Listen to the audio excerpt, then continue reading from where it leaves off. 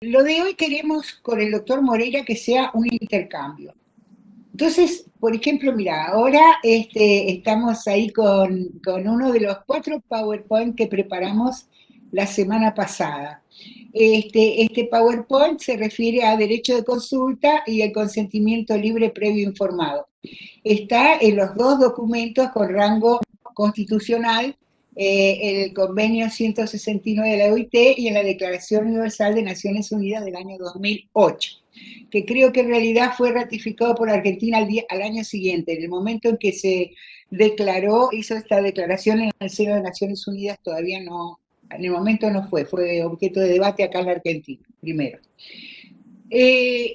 Sobre esto quiero decirles además algo. Escúchenme, el 3 de julio, ahora, en pocos días más, vamos a celebrar o recordar los 20 años a partir de los cuales este convenio 169 tiene rango constitucional per se y no a través de una ley. Ojo, quiere decir que vamos a cumplir 20 años. Por eso es lo que estamos trayéndolo acá. Por eso estamos insistiendo, porque después de 20 años de una legislación muy potente, no hay pretexto alguno para ignorarla. Y define formas de interpretación de problemas y de resolución de problemas. Entonces, creemos con el doctor Moreira que es fundamental hoy, sobre la base de este conocimiento que instamos justamente a que ustedes practiquen y mastiquen y elaboren y reflexionen y consulten cada vez que les llega una situación que tiene que ver con una problemática que involucra guaraníes.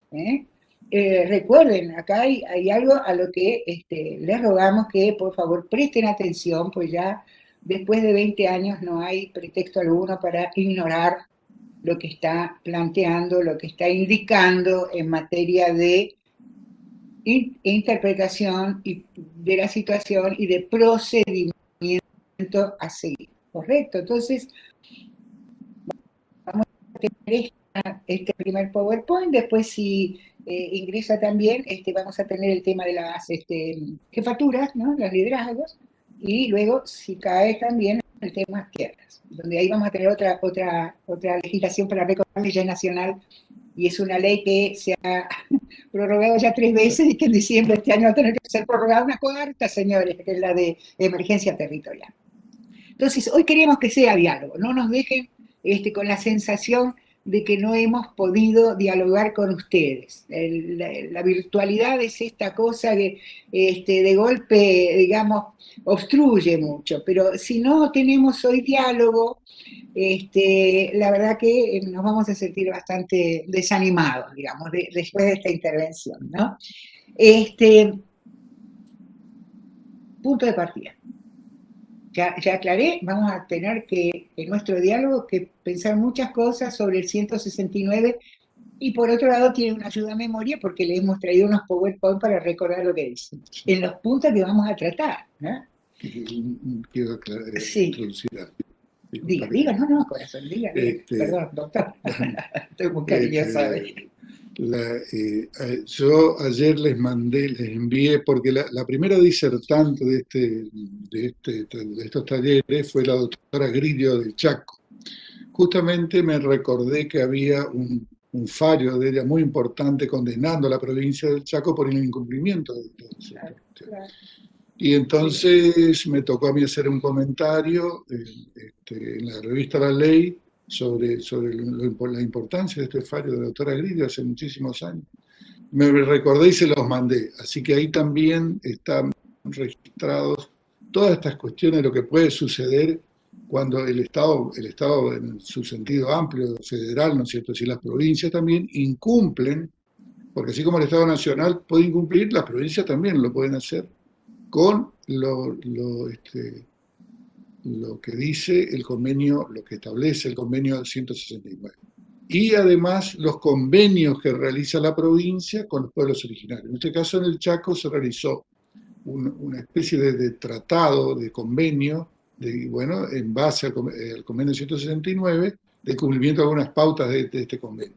Y como la provincia del Chaco, el gobierno de la provincia del Chaco incumplió, le fue demandado por grupos indígenas locales y la doctora Grillo hizo un fallo histórico donde condenó al Estado chaqueño por este incumplimiento y la demora en dar cuenta de toda esta problemática, donde estaba registrado claramente el nivel de pobreza, de incidencia de los pueblos originarios del Chaco. Así que es muy interesante para que lo vean, y el fallo de la doctora también. Como fue la primera disertante, me pareció que sería de su interés verlo, ¿no? Ese punto. Perfecto. Claro, y habla sobre el cumplimiento Sí. del Estado y del Estado provincial en materia de tierra, educación, salud, Y impresionante. consulta. Sí. Porque la consulta, por ejemplo, es un tema que muchas veces se piensa la consulta como una cuestión fíjense que en el convenio 169 dice la consulta debe ser efectuada de buena fe. Casi nunca cuando se incorpora una condición de consulta se pone que sea de buena fe. ¿Por qué? Las Naciones Unidas, en este caso la OIT, se tomó el trabajo de incluir que la consulta además debe ser de buena fe, una doble condición, de haber consulta y de buena fe, por la desconfianza que existe y por el bilingüismo también, de que si las personas no entienden, no conocen o no comprenden, la consulta no está realizada de acuerdo a lo previsto en la ley. Entonces, esa cuestión de que la consulta sea de buena fe es quizás mucho más importante que la consulta. Porque uno puede realizar la consulta como se realiza habitualmente, muchas consultas que no son de buena fe, porque se le hace conocer el documento y lo que van a hacer, y no las consecuencias, ni los efectos, por ejemplo, los casos de un acueducto, por ejemplo, o el desvío de un río, una presa, una represa, etc. Este tema de la consulta es muy importante. En Brasil están en litigio casi permanente por el tema de la consulta ficticia. Se hacen consultas ficticias. La consulta debe ser de buena fe, y de buena fe es que concurra un intérprete y que los representantes, en ese caso, que sean los representantes convenientes también, porque por ahí se hace una representación selectiva y conveniente a determinados intereses políticos y no están representados los verdaderos interesados de los pueblos originarios. Y entonces la consulta también deja de ser buena fe. La consulta tiene que ser de buena fe, no es un mecanismo como una pauta, como muchas veces en el derecho que son ficcionadas, como decir, fórmula, no es una fórmula retórica, es una cuestión que debe ser cumplida exactamente como fija la ley, de buena fe, la consulta, del interesado de buena fe. Eso no, Bien, no, sí, ni más ni sí, menos. Lo sí, que estás apuntando sí. está yendo al corazón del primer tema del día de hoy. Entonces, recuperemos todo esto. Hay palabrejas que, como acaba de decir el doctor Moreira, pueden ser ficcionales o inducir a una ilusión de que estamos hablando claramente de algo y en realidad no es así, estamos hablando en términos ambiguos. En la antropología están justamente en cuestionamiento por su ambigüedad, una ambigüedad que oculta cierta direccionalidad, los términos de interculturalidad y diversidad cultural. Fíjense, parecen amigables los términos interculturalidad, diversidad cultural, como que, digamos, un poco como estos estudiantes de Uganda, ¿no? Todos somos iguales en las clases, en los bares, en las calles y en la vida. Y esta especie de armonía entre los diferentes es la diversidad cultural, la interculturalidad. ¿Qué olvida esto? Que en realidad acá hay relaciones de poder desiguales, muy pequeñas a veces, y otras extraordinariamente marcadas. Cuando nosotros trabajamos, como en estas reuniones, pueblos originarios, la relación de poder no es pequeña, es extraordinariamente marcada. Entonces, la interculturalidad como tal se desvanece en el aire. porque no es posible plantear relaciones de iguales, de comprensión entre iguales, cuando como punto de partida hay una diferencia en relación con el poder, con el acceso al poder. Y dentro del acceso al poder, obviamente, claro está, el acceso a la justicia. Así que tengamos cuidado con esta cuestión de qué hablamos cuando hablamos de interculturalidad o diversidad cultural, si no estamos evadiendo el problema de un conflicto que no queremos ver o que es mejor no ver para la resolución fácil de situaciones. El camino de la armonía es siempre el camino fácil de evasión, ¿no es cierto?, cuando en realidad se exige un poquito más de reflexión densa sobre las cuestiones. Lo otro, y a esto apunta muy claramente lo que ha planteado el doctor Moreira sobre qué quiere decir consulta libre, previa e informada, quién consulta y cómo consulta. Y esto tiene que ver con los antropólogos. ¿Por qué? Porque así como ustedes en el gremio se distinguen, digamos, hay quien hace sucesorio, derecho sucesorio, y raramente va a afrontar un caso de justicia penal, porque no es su especialidad, ¿verdad? Y así, es decir, tienen especialidades. Bueno, el caso también de los antropólogos, no es que todos sabemos de todo, no que basta un antropólogo para satisfacer el problema de la lectura, digamos, más fina respecto de una situación que afecta a un pueblo originario determinado. Yo jamás me metería, por ejemplo, a asesorar en cuestiones mapuche, pero puedo indicar una cantidad de colegas con larga trayectoria que pueden actuar en esas condiciones convenientemente. He trabajado con TOBA, pero, o con, como debemos decirles, con, pero llegar a la situación quizá diga, no, mire, para com, mejor asesórese con fulano o fulana, porque conocen más a fondo el tema. Es decir, no funcionamos los antropólogos como comodines en toda cada situación. Cada uno tiene su espacio de trabajo, de conocimiento más profundo, de interlocución, y esto también debería ser tomado en cuenta por ustedes a la hora de decidir que necesitan una mirada, una consulta o eventualmente algo más serio que es un peritaje, ¿no?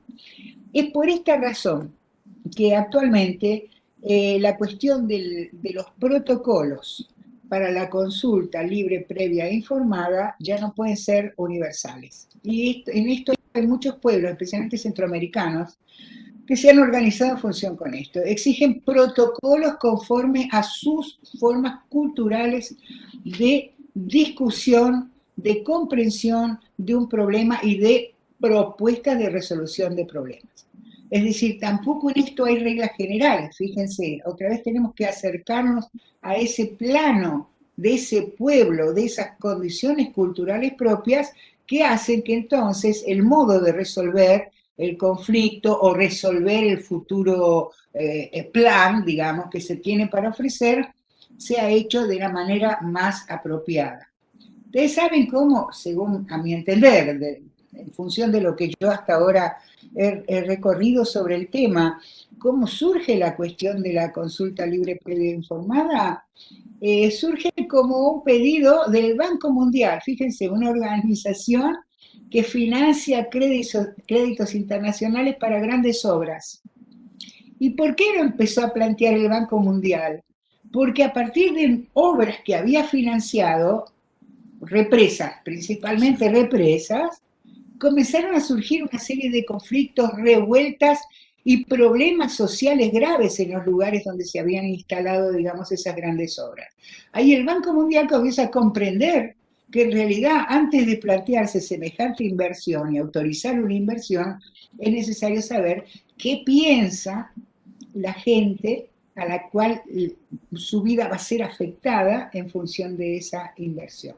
Fíjense, y ahí comienza a pensarse que en realidad este es un derecho, que cualquier modificación del espacio, de los usos del suelo, etcétera, incluye que la gente que va a ser afectada defina si acepta, si negocia, de qué manera va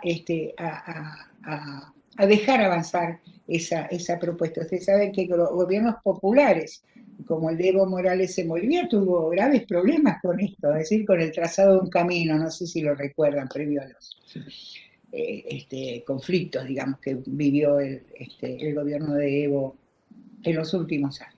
Un grave conflicto que tenía que ver justamente con que se hizo caso omiso a lo que pensaban los pueblos sobre el trazado de un camino por plena selva amazónica, que evidentemente tenía que ver con el desarrollo del país, etcétera, pero que afectaba gravemente la vida de los pueblos involucrados. Entonces, aquí diría Maradona, hasta los más progresistas se les escapa la tortuga, y evidentemente en este caso a Evo Morales se le escapó la tortuga. Y también a veces hay que pensar que de la consulta puede ser negativa, el resultado puede ser negativo, puede no ser consensuado porque, por ejemplo, el tema de los territorios sagrados, los lugares sagrados, que en ese territorio donde se esté pensando realizar la inversión económica, que puede ser una presa o un acueducto, ¿no es cierto?, se trate de un lugar sagrado donde hay, por muchos motivos culturales, y que entonces el pueblo originario desista, rechace la realización del proyecto, como sucedió en Formosa. Claro, en Formosa el Estado argentino fue condenado. Yo creo que te he enviado el artículo. Sí. Bueno, el Estado argentino fue condenado y la Corte Suprema de Argentina llamó a una conciliación porque se había construido una universidad en un lugar sagrado. Entonces se tuvo que paralizar la obra porque la Corte Interamericana sancionó a la Argentina y ordenó que se revise esta cuestión. La Corte Suprema realizó una audiencia que yo tuve oportunidad de asistir y luego escribir un artículo, un comentario en la revista del Ley. Pero este tema, por ejemplo, por eso, ver la consulta, no solamente consultar y después realizar la universidad, sino consultar y no hacer la universidad. Porque estaba en juego esta cuestión del lugar sagrado, que puede ser un cementerio, un lugar de devoción o de prácticas religiosas. En fin, los pueblos originarios son todos iguales, pueden ser diferentes prácticas religiosas, que ese lugar, o lugar de los antepasados, donde se asentó por primera vez ese pueblo en el lugar, conmemorativo de algún acontecimiento extraordinario, lo que sea, religioso. ¿Se dan cuenta? Entonces, esos lugares sagrados también hacen pensar de que la consulta también puede arrojar un resultado negativo. O sea que puede ser, no queremos que se realice el proyecto. O sea, porque casi siempre, por medios de diferentes medios, metodologías de lobby, coerción, presión, amenaza, y además de sobornos, de lo que sea, de tratar de modificar, de obtener la aprobación del pueblo originario, se viole este principio de la buena fe, que normalmente sucede, que se viola el principio de la buena fe, porque cuando corresponde no hacerlo, como fue en el caso de Formosa, no se debería hacer. Yo estuve presente en la audiencia de la Corte cuando los propios jueces de la Corte lo increpaban al ministro de Gobierno de Formosa y le decían, pero no había otro lugar para hacer el lugar de la universidad, había miles y miles de hectáreas, solo ese lugar era, y no supo contestar, ¿por qué eligió ese lugar y no el que estaba al lado? Donde estaba el tema. Es también provocador e invasivo del tema, y de alguna manera autoritario hacerlo, es decir, ¿por qué hacerlo ahí? El propio ministro de la Corte se lo estaba haciendo saber al ministro de Gobierno, en las preguntas que se realizaron en la audiencia pública. Fue una audiencia pública. Entonces ahí uno empieza a ver cómo juega el poder, ¿no?, para imponer sus mecanismos de desarrollo, progreso, lo que fuese, de dominio también, sobre un pueblo que ha sido atormentado, esclavizado, en fin, excluido de todos los proyectos. Ahora que ese pueblo está protegido, es donde más debemos velar de que eso realmente se cumpla. O sea que si no se puede realizar eso, no se puede realizar, habrá que buscar otras vías. No solo obtener el permiso, porque los mecanismos digamos, de obtener el crédito de un Banco Mundial, por ejemplo, que Nosotros lo conocemos con Ana, yo creo que también, yo por lo menos por ese lado, Leopoldo Bartolomé fue el creador de acá del posgrado, un gran amigo, fue uno de los principales asesores del Banco Mundial. Y es un tema que muy poca gente sabe acá en la provincia, de lo importante que fue Leopoldo Bartolomé en el mundo.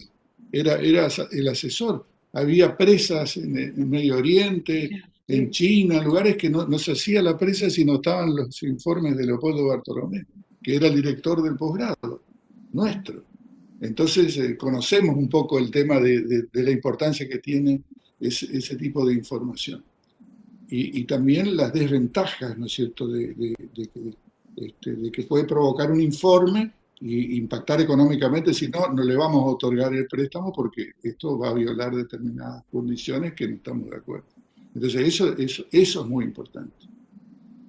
Bueno, en realidad, saben que estaba pensando mientras escuchaba a Manuel contar el caso de Formosa, el líder en ese momento, el más combativo, se hizo conocido por esto, era Félix Frías, ¿no? Es Félix Frías, que en este momento está llevando adelante también una protesta por otros motivos en Buenos Aires, ¿no? Y saben que se me ocurrió que el caso que cuenta respecto de esas tierras en Formosa que pasaron de mano en mano, eran en realidad propiedad comunitaria reconocida, después resulta que fue apropiada por una gran familia, después la provincia entonces, a ver un poquitito, es propia parte para parques nacionales, para un parque nacional, así todo Y el sigue el tema de la soja conflicto, también. y entonces ingresa un modo esa es mi perspectiva, que soy muy mala persona, de sacralizar todos esos manejos raros con la tierra, fue justamente destinar una partecita para el campus de una universidad pública, que era como, para mí, que soy mala persona, legalizar un despojo. ¿Ustedes saben para qué serviría esto? Si a ustedes se les ocurriera organizar una especie de taller así de, qué sé yo, 8 o 10 personas con el doctor Moreira a la cabeza ahí, viendo todos los antecedentes y discutiendo, porque creo que es de esas situaciones en las que uno aprende mucho en el debate, ¿no? Teniendo más o menos una parte importante de los documentos en la mano, ¿no? No sé, yo le estoy metiendo a un trabajo que a lo mejor él no quiere hacer, pero si ustedes lo piden, ustedes saben que sería genial. Pero no, discúlpeme, doctor, Sí. pero además de encomendarle un trabajo que nadie de ninguna manera desearía, imagino, no sé si a él le gusta enseñar. El trabajo de tierras es el más preocupante en el tema de conflictos de tierra. Nosotros afortunadamente somos una de las provincias que menos conflictos de tierras tenemos que otras provincias donde hay comunidades indígenas, pueblos originarios, que seguramente que se ven conflictos que son realmente como del sur. Nosotros, acá en Misiones, el manejo de la tierra, los pueblos originarios tuvieron muchos reconocimientos importantísimos, o sea que hay que destacar también lo bueno que sucedió acá en la provincia, que es muy diferente a otros lugares donde fueron condenados a quedarse con los peores lugares, es decir, prácticamente los lugares marginales y sin ningún tipo de posibilidad de continuar su forma de vida de recolectores de frutos, pescadores, cazadores, etcétera, etcétera, todas estas cuestiones que hacen al concepto de territorio, porque el concepto de territorio para el indígena no es la tierra pelada, inhóspita, es el animal, es la pesca, es el agua, es otro tipo de riqueza, ¿no es cierto? La tierra se compone, es un universo la tierra. Es muy diferente a la noción que tenemos nosotros de territorio. Es un universo. Entonces, ese universo que se llama hábitat, que es una noción, hábitat, es una noción, una categoría que establece el Convenio 169 para describir ese universo de cuestiones ¿no es cierto? Que no tiene límites, por ejemplo, que es hasta donde puede caminar, donde puede cazar, donde puede obtener frutos, donde puede obtener agua, etc. Entonces, estas cuestiones elementales están en juego. Estas cuestiones están en juego para él.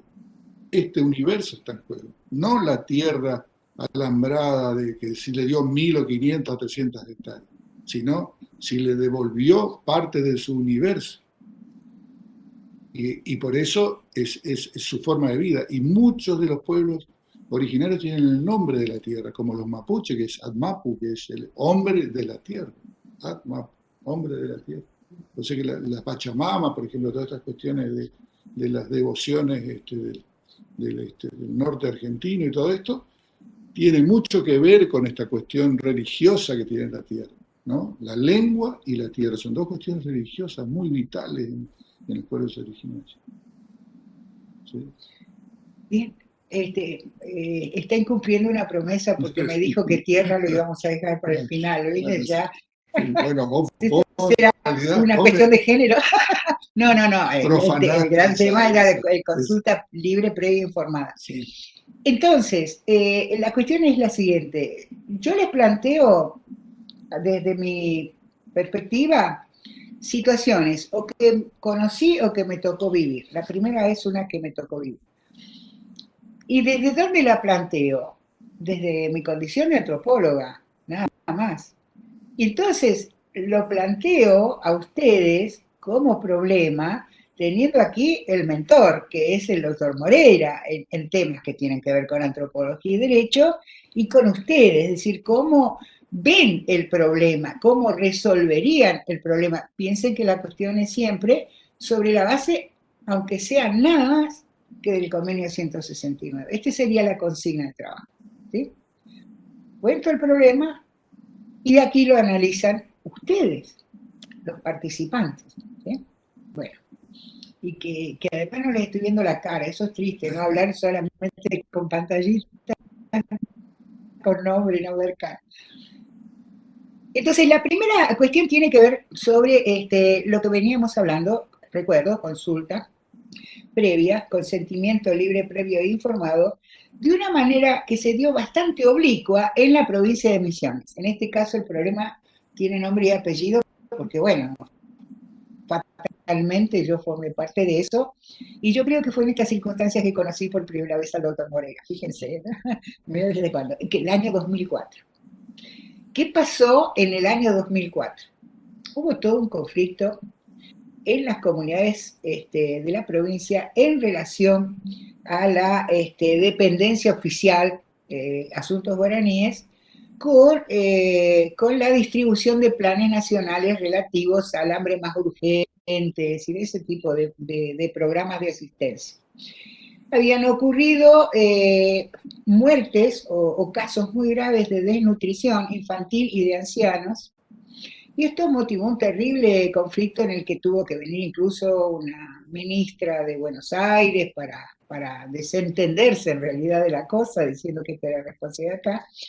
La cuestión que todo el conflicto terminó en una gigantesca manifestación indígena. Muchos de ustedes, millennials, la deben recordar, por el año 2004 duró unos 40 días la instalación de comunidades enteras en la Plaza 9 de Julio de la Ciudad de Posadas.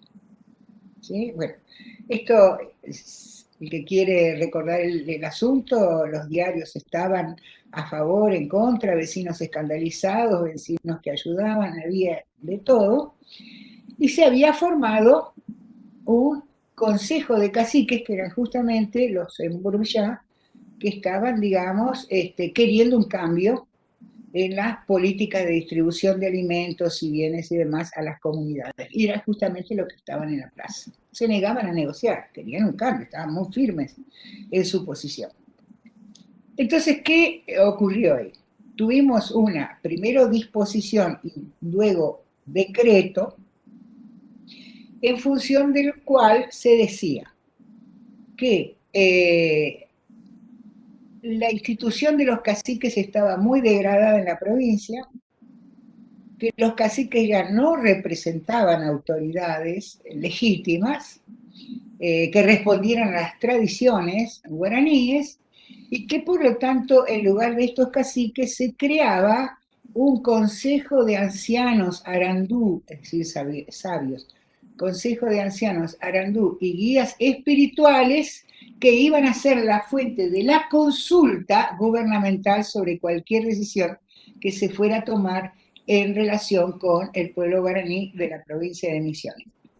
Deja entonces a un lado a los caciques y crea esta institución. Entonces, digo que fue la primera vez que me tocó actuar porque estos caciques, de los cuales muchos de ellos habían sido, digamos, mis informantes en etapas anteriores, de distintos informes y trabajos para la universidad, me pidieron que por favor hiciera un peritaje de parte, obviamente, explicando cómo era el sistema de autoridad guaraní en ese momento, en la actualidad, en la provincia de Misiones. Entonces yo hice este primer peritaje, yo por las dudas lo imprimí, ¿ves? Lo traje acá.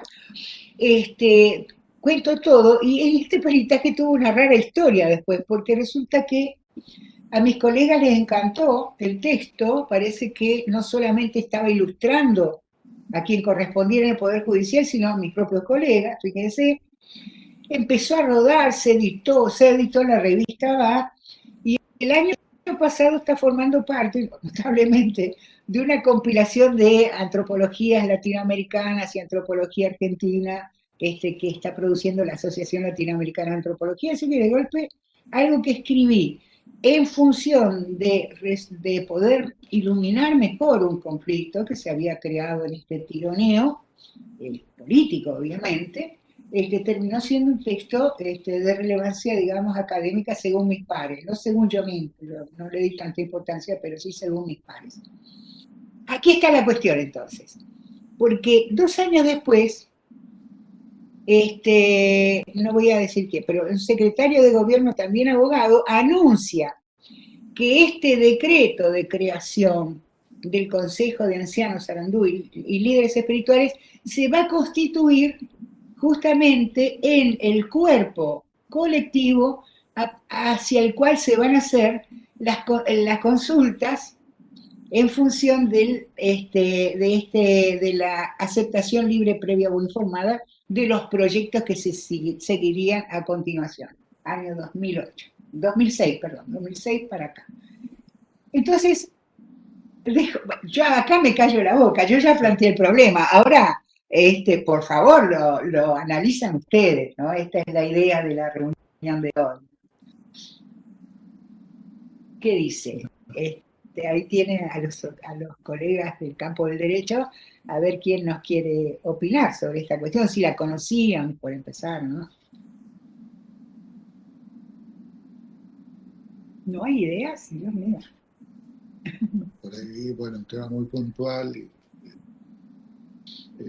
Quizás el problema a veces en los abogados, y sobre todo en los operadores judiciales, eso lo tratamos en justamente un encuentro de operadores judiciales, abogados, demás, en el 2005 creo que fue, en el Ministerio de Justicia en Buenos Aires.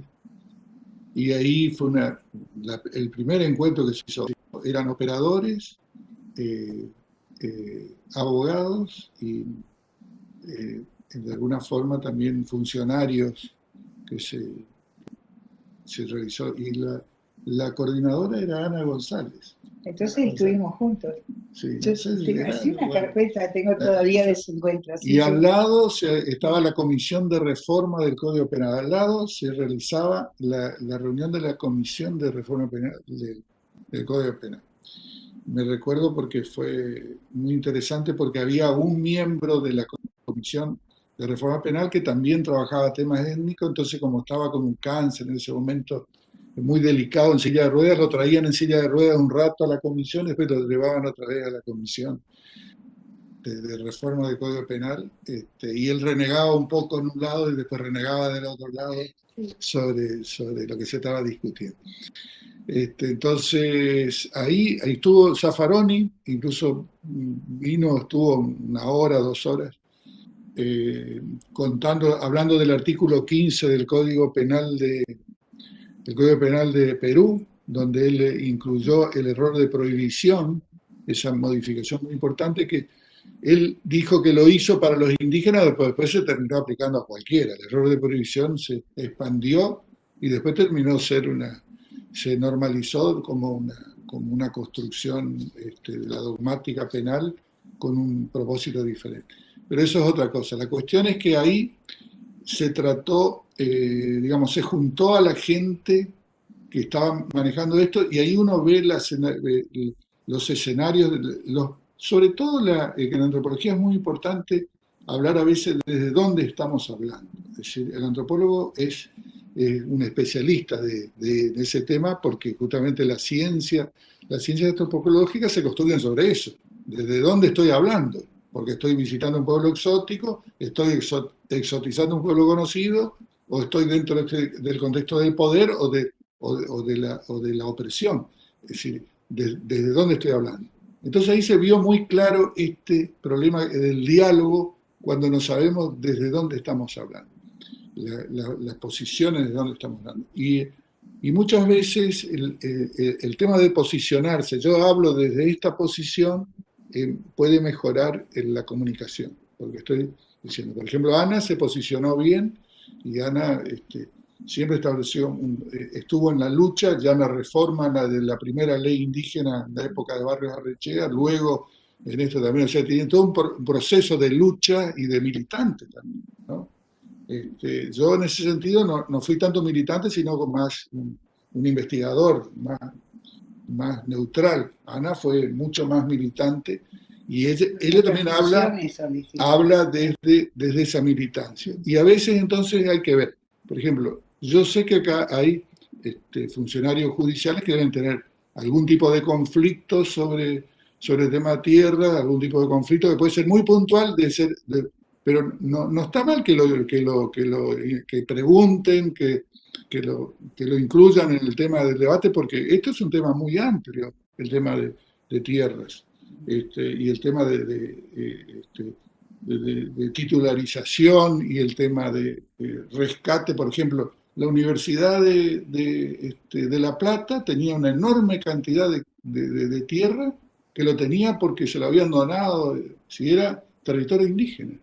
Y recién hace muy poco tiempo la Universidad de La Plata devolvió esas tierras acá en la provincia. Yo me recuerdo que yo fui consultado en un congreso invitado en la Universidad de La Plata y me consultaron de cómo hacían para devolver, porque había un sector de la universidad, del cuerpo de profesores, además, ¿cómo se llama?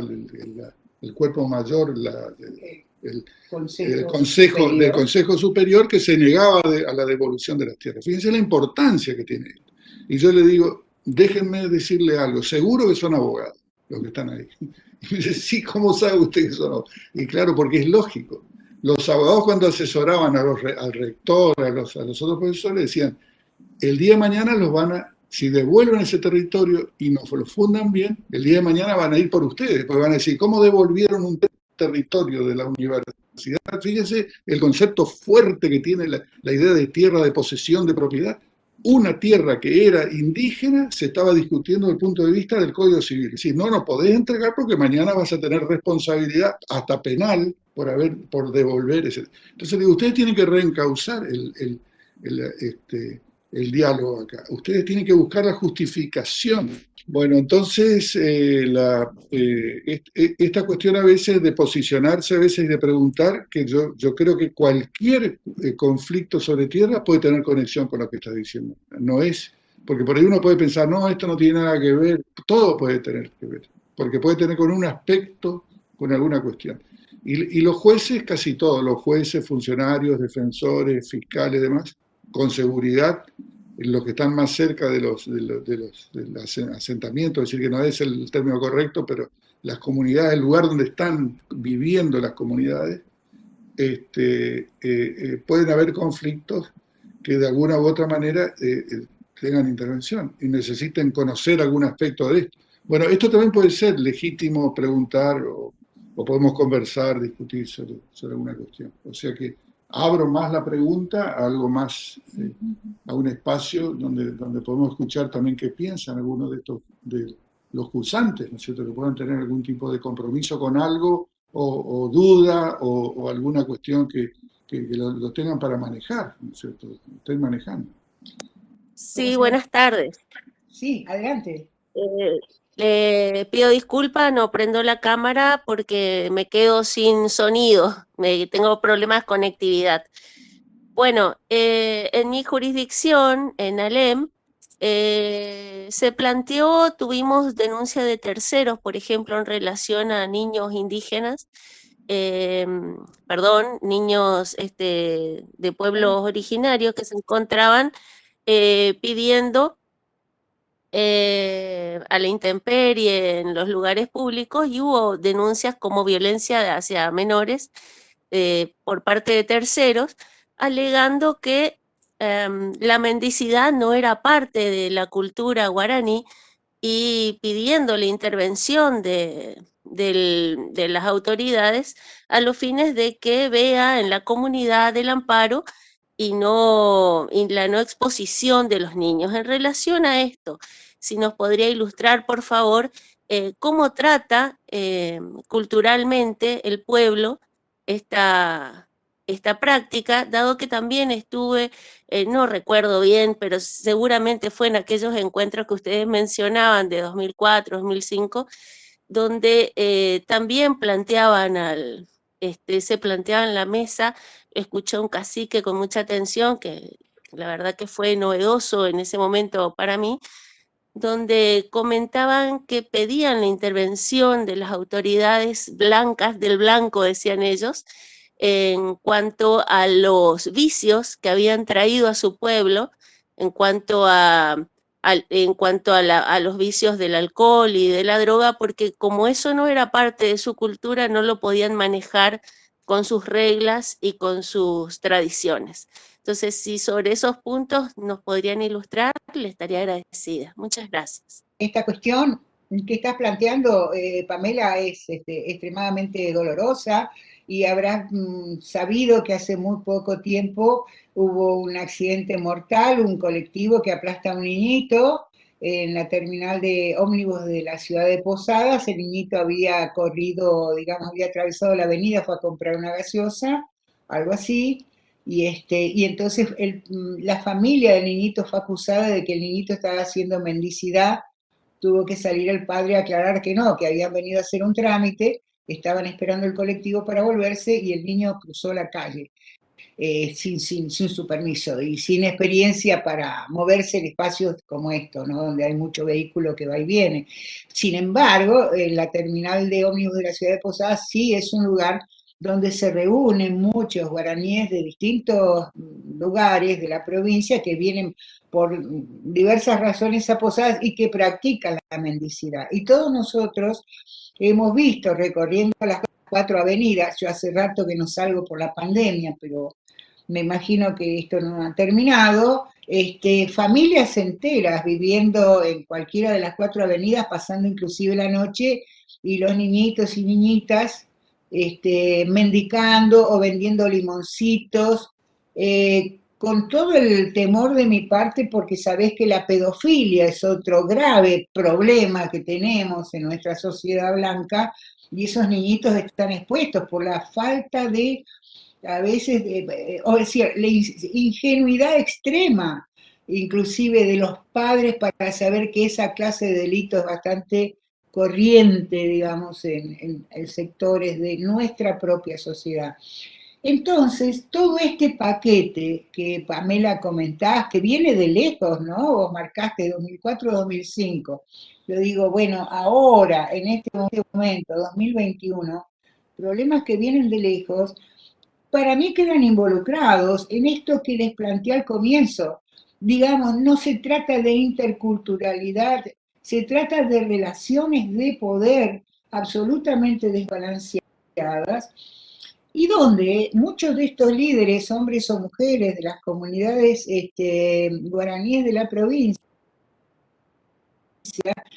plantean que están claramente derivados, digamos, de la imposibilidad creciente que tienen de disponer de sus propios territorios, de vivir en salud, digamos. Para ellos el concepto de salud es un concepto que es bastante más extenso que el nuestro. El concepto de salud tiene que ver con un medio ambiente sano, controlado, con aguas limpias, con relación con sus dioses, es decir, un concepto integral, ¿no? Entonces la salud no es solamente una salud física, sino una salud del alma, pero también de la comunidad, del conjunto, ¿viste? Habiendo un miembro enfermo, toda la comunidad se altera. Y cuando un miembro muere, el drama no es el drama exclusivamente del grupo familiar, hay algo que queda conmovido en esa sociedad, ¿no? Entonces, concepciones de la vida que son bastante diferentes a nosotros. Y no podemos negar que efectivamente el consumo abusivo de alcohol, las drogas, que más de una vez me ha llegado la preocupación en las comunidades de líderes que no saben cómo lidiar con este tema, en algunas más cercanas al contacto tipo Ruta 12, no voy a mencionar comunidades, no voy a cometer esa infidencia, pero digamos las que tienen más facilidad de acceso en nuestra población, justamente vienen sufriendo este problema, te diría, desde hace decenios. En los primeros estudios de medicina indígena que se hicieron en esta provincia, mitad de los años 70, un equipo del que formaban parte médicos de Buenos Aires, pero también importantes, prestigiosos hoy, ya ancianos médicos locales, que teníamos en esas comunidades, o que ellos detectaron en esas comunidades muy cercanas a la ruta, donde, digamos, todo el viajantes, camioneros, quienes viajaban frecuentemente por la ruta tenían acceso, teníamos problemas gravísimos de enfermedades venéreas y problemas gravísimos de alcoholismo y problemas gravísimos de tuberculosis. ¿Sí? Entonces, digamos que acá somos agentes causales de gran parte de estos daños que decís. Agentes causales. En ese contexto, ¿esto atañe al derecho? No sería yo quien pudiera responderlo. Sí me parece que atañe a políticas públicas que deberían ser dirigidas de tal manera, no me llama engaño, conozco quienes están dirigiendo esas políticas públicas a nivel provincial desde hace tiempo, pero me doy cuenta de que sus acciones, por lo muy esforzadas, siguen siendo insuficientes, porque nuestra capacidad, digamos, enfermante como sociedad respecto de otras vulnerables, como la sociedad indígena, es extremadamente poderosa.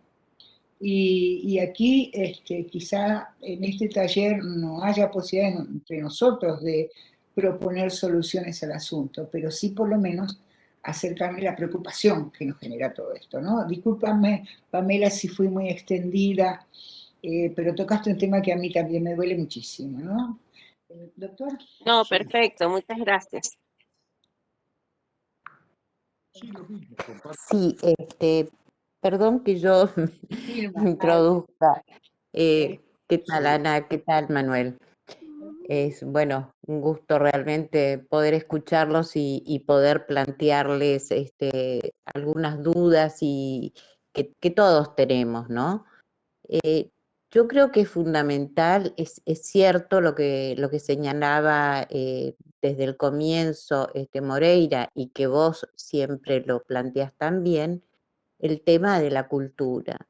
Creo que existe un gran desconocimiento de la cultura de este pueblo, de nuestro pueblo guaraní. Y generalmente ante ese desconocimiento nos planteamos, bueno, ¿qué hacemos nosotros con la mejor voluntad?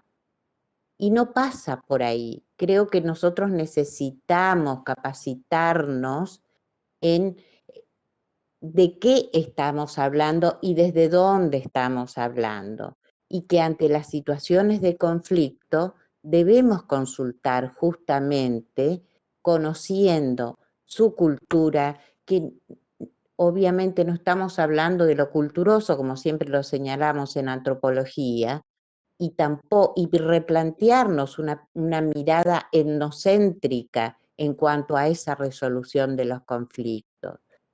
Creo que es momento donde se plantean muchas dificultades, muchos problemas, y que es nuestra obligación, porque nosotros somos parte del problema que ellos están pasando. Así que yo creo que el que podamos capacitarnos desde lo antropológico, desde la cultura, y también desde la parte de lo que hace a la legislación, pero no nuestra legislación blanca. Además, debería decir desde nuestra legislación del blanco, sino desde lo que el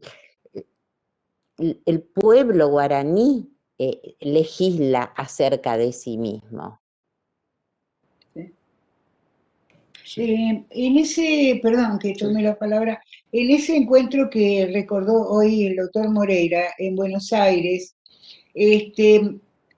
para mí fue muy importante cuando dos abogadas mapuche, a mí me instalaron dos cosas distintas. Una, tuve que empezar a analizar por qué si acá en Misiones los guaraníes, con todo lo que había empezado la educación intercultural bilingüe para esa fecha, no conseguían terminar el secundario en gran medida, porque en cambio, en el caso de las provincias de Río Negro y Neuquén, teníamos mujeres abogadas, mujeres profesionales. Grandes juristas. Después me puse a analizar un poquitito y terminé dándome cuenta de por qué en el caso de ellas sí se había conseguido, no porque fueran provincias más igualitarias, sino por circunstancias de su vida que no se daban acá entre los guaraníes. Tema de género, pero entonces eso lo vamos a dejar aparte. Voy hacia el campo del derecho. ¿Qué planteaban ellas? En ese momento tocó mucha optimismo futuro. Habían llegado a redactar, a ver si recuerdas esto, habían llegado a redactar una ley según la cual los códigos civil, comercial, penal de la provincia, si no me equivoco era Neuquén, me corregirás si me equivoco, incorporaba el derecho consuetudinario indígena. Ahí estaría lo que planteas, Vilma. Salvo que una única restricción tenía: los casos de derecho penal, de delitos graves de derecho penal. En ese caso iniciaba primero, o sea, tenía preeminencia el Código Penal argentino. En todos los otros, la cuestión, el conflicto comenzaba revisando el derecho consuetudinario de ese pueblo, que era el pueblo mapuche. ¿Recordás eso? Sí. En Neuquén. Y también, por ejemplo, en los países latinoamericanos existen diferentes exploraciones y soluciones de propuestas de esta cuestión. Por ejemplo, Ecuador ha hecho muchos protocolos, porque en Ecuador hay muchos tipos de lenguas, hay no solamente muchas comunidades de pueblos originarios, sino que hay desprendimientos de pueblos originarios, porque los pueblos originarios se extienden, no tienen el límite, ¿no es cierto?, de los estados-nación. O sea que, por ejemplo, los de guaraní están en Paraguay, en Brasil, en Argentina. O sea que no tienen el límite, la frontera no existe para ellos. Y en Ecuador también, seguramente, no sé con exactitud, pero tuve conocimiento siendo jurado de una tesis de maestría en La Plata, y también, bueno, de lecturas de material bibliográfico sobre ese tema, de que tienen protocolos. El Estado de Ecuador encargó a comisiones especializadas protocolos culturales para los jueces y los operadores judiciales, por ejemplo, fiscales y defensores de masa. Entonces, ellos tienen un librito donde dice, bueno, este pueblo originario piensa esto, sobre esto, lo otro, ¿no? Muy sintético. Y entonces el juez, cuando examina la cuestión, ya tiene por lo menos digamos, un horizonte cultural desde donde mirar el conflicto. Y esto está redactado con la intervención del Estado y con organizaciones donde participan. Ahí es un tema de consulta, donde participa la comunidad originaria que se ve involucrada en el conflicto, participan los propios operadores judiciales y se redactan. Y bueno, y han servido mucha utilidad. El tema de los protocolos, creo que con todo este cambio de paradigmas que tenemos, es uno de los efectos más notables que se ve, ¿no es cierto?, de solución verdadera del protocolo de trata de personas, protocolos de víctimas, los delitos de deshumanidad, protocolos. trabajar los protocolos, por ejemplo, hoy día es un arma y un instrumento, más que un arma, un instrumento importantísimo para comenzar a resolver el problema.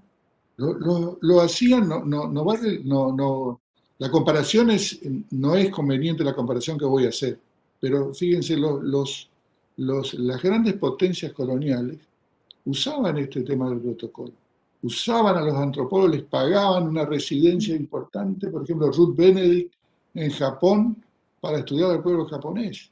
El Crisantemo de Espada Totalmente. es un ejemplo de esa cuestión. Y Shapera, por ejemplo, el famoso handbook de Shapera, Isaac Shapera, pagado también por Gran Bretaña para sintetizar todas las formas de resolver conflictos del pueblo africano. Entonces, hay mucho de esto acá, pero ahora más actuales empieza en Latinoamérica a girar. En Bolivia también hay este tipo de síntesis que se realiza. Acá en Argentina no he visto todavía un protocolo, por lo menos no tengo conocimiento de algún protocolo, pero sería interesante, por ejemplo, porque esta iniciativa puede salir de las propias instituciones judiciales, el tema del protocolo. Puede dinamizarse o propiciarse con la intervención del Estado como políticas públicas, o puede salir también como propuestas académicas dentro de una universidad. Pero no he visto, por ejemplo, que se realice esto. Y es muy importante el tema de los protocolos, porque por lo menos le avisan al juez, esto no es así como están pensando. Por ejemplo, a mí me tocó estar en una audiencia que en realidad estuve como una especie de espía, porque no, estuve espiando una audiencia en El Dorado hace como 20 años, ya debe haber prescripto si fue un delito que haya espiado, pero cómo lo trataban que estaba juez, fiscal, defensor, todo, y se trataba de una indígena, y para ellos eran todos iguales. Es decir, era tanto enemigo el fiscal que el juez es decir, todas las autoridades era hostil, todo el clima era hostil. Entonces, es muy difícil explicarle a ellos también de que el defensor estaba para defenderlo. Fíjense lo más obvio, lo obvio se vuelve absolutamente exótico. Que el Porque defensor son figuras totalmente desconocidas en su cultura y para ellos, claro, obviamente. el protocolo sirve para los dos lados, sirve para que el Exactamente. indígena pueda entender al ingresar toda la estructura de la violencia simbólica del Estado hegemónico, y también para entender quién está a favor de ellos o están cumpliendo un rol. No saben distinguir los roles, esa es la cuestión. Sociológicamente Exactamente. es un tema de roles. Bueno, y también le sirve al juez, al fiscal, al defensor o al querellante o lo que fuese, para también distinguir cómo ve él lo que uno está produciendo jurídicamente, cómo ve el otro digamos, la producción jurídica, el proceso concretamente, el sentido y el significado del proceso judicial. Entonces, eso Exacto. de los protocolos me parece que es una deuda y que yo creo que es muy fácil de hacer. Se puede demorar un año o dos, pero es fácil de comenzar a hacer un protocolo. Lo que pensamos, por ejemplo, yo estuve en 5 juicios de lesa humanidad en Argentina. Uno de 3 de grandes juicios, estuve en Resistencia, en Formosa y acá de 3 veces en Misiones. Y les puedo asegurar de que el protocolo, por ejemplo, que se fue enriqueciendo, los protocolos de tratamiento de víctimas fueron muy importantes. A medida que iba pasando un año, mejor se trataba porque menos se revictimizaba, menos, hasta que al final en Formosa directamente se decía que si podía cualquier gesto que se podría repetir de alguna manera traumáticamente a la víctima, se detenía el proceso de manera inmediata porque no se podía. La revictimización era peor que el juzgamiento. Entonces, claro, ese conocimiento se fue enriqueciendo. Y esto es lo mismo. Hay que comenzar a hacerlo. Yo creo que esto es una posibilidad de hacerlo, y es una deuda del Estado también de no propiciar este tipo de los protocolos. Porque lo están haciendo en todos lados. En trata de personas, por ejemplo. Acá veo que Sí. está Florencia Belli también acá entre los participantes. también ella ha trabajado bastante en trata de personas y conoce muy bien el tema de la eficacia de los protocolos en trata de personas. Así que fíjense la importancia que han tenido y la evolución. Incluso ella ha trabajado también en la construcción, elaboración de un protocolo provincial sobre trata de personas. Así que miren la importancia que tiene esto. Y esto lo dejo como una Tarea pendiente. Bueno, ya tienen dos, ¿no? Un taller Sí, Ana, de pero vos análisis también de alguna tarea. cuestión desagradable que tuvo que ver con conflicto indígena hace recientemente. Alguien planteó la necesidad de una ley Micaela, que vendría a ser esto, Sí. una ley Micaela que obligue, digamos, a los operadores de justicia a manejar de derecho y del revés todo lo que tiene que ver con la legislación indígena vigente en la República. Estaría muy bueno eso también. Tercera idea, entonces. Sí.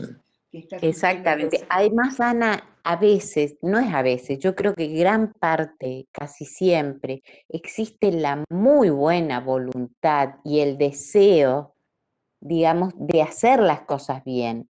El tema es que uno no conoce justamente a lo mejor ese problema o a las personas que están involucradas en esa problemática y que su visión, su mundo y su cosmovisión es totalmente diferente a lo que nosotros como blanco estamos acostumbrados. Fíjense que en este primer PowerPoint que se subió, que estuvimos mirando en pantalla mientras hablábamos, se habla de la autoridad, ¿no? Entre otras cosas es el respeto a la institucionalidad propia. Esto forma parte de eso que en general hemos denominado también al pasar ahora a derecho consuetudinario. Entonces, la selección de autoridades, el rol de la autoridad como representante, el respeto a las formas de selección de la autoridad. Entonces, acá hay un derivado de este primer tema. Todavía no nos hemos movido de esta cuestión de la consulta, etcétera, ¿no? Nos fuimos para el campo del derecho consuetudinario. Pero acá hay, ¿qué es lo que ocurrió? Es algo que todavía está en curso, así que me voy a limitar a mencionar muy brevemente la cuestión. Que me parece que hoy día es un instrumento, como lo dije ya, es un instrumento que se popularizó y y seguramente transmite digamos, es un instrumento muy legítimo para utilizarlo, aunque siempre tengan defectos. El protocolo no va a solucionar, no va, todas las posibilidades que tiene el fenómeno, no va a abarcar todas las posibilidades. Casi siempre el protocolo va a ser un indicador preliminar, digamos, para ubicar a la persona desde la posición que tiene que tomar, desde qué posición. Yo creo que ubicando a la persona en la posición, nada más, ya el protocolo es acertado. Porque el protocolo no puede abarcar todo, casi siempre va a ser insuficiente. Y uno se da cuenta que es insuficiente el protocolo, pero cuando lo aplica.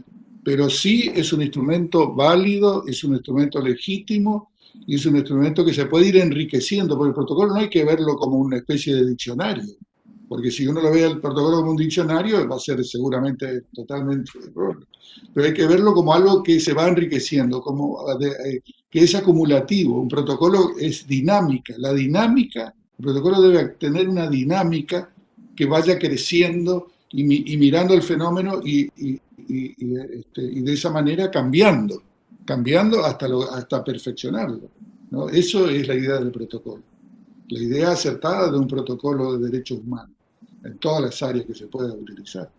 Acá yo quiero meter una puñalada en el Sí, corazón de ustedes, sí. como dicen la Sí. puñalada trapera. Sí. Y es la siguiente. No lo iba a traer como problema, pero ya que estamos, lo pongo. Asumir.